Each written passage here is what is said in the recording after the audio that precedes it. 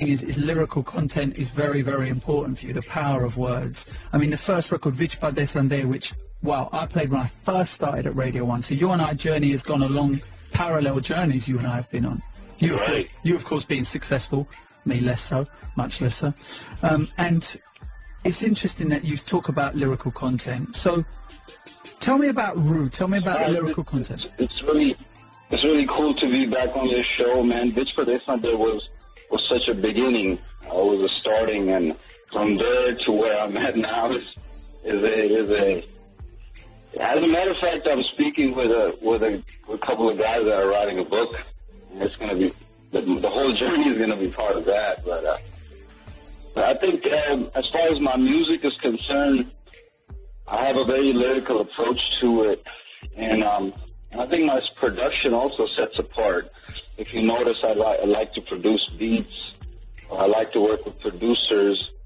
Also, that sort of go along with the same style of delivering the genre of music. You know, I'm sticking to hip hop. Hip hop is what I learned when I moved to California at a young age, and that's what I'm doing. And I think I know the interview you're talking about. I believe in my timeline also kind of got hit by that. But I think it's interesting. I think since the Vich Padeh Sande days, when you yourself and BBC introduced me as the only or the first Punjabi rapper in the world and all of that. As a matter of fact, I think BBC coined that whole "the Punjabi rapper" phrase. I don't think it was used before that. Now it's kind of, I think it's used rather loosely. Yeah. And I think it's, I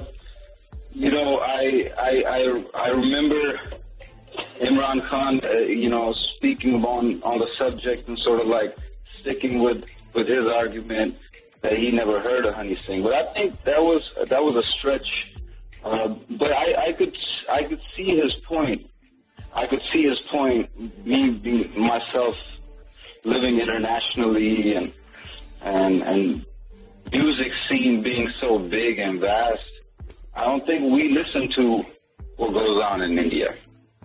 Right, that's interesting. I don't think we listen to. I don't know anybody that has a CD from India.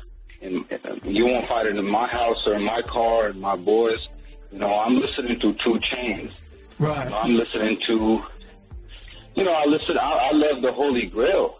Yeah. That's what I've been bumping for the last few days. Yeah. I mean, I'm listening J. Cole and Jesus and can I ask you though? Yeah. Can I ask you, what do you think of Honey Singh's contribution to Punjabi rap? If you think he has a contribution, because I know your fans think he's got no contribution. They are firmly in the camp of like we're ignoring him.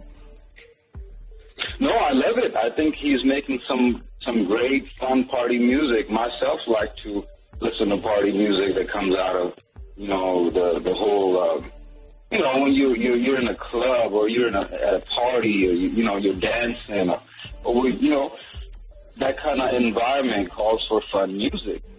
So that's what you would bump. You would listen to light, fun music. You would listen to nonsense music that you would party to.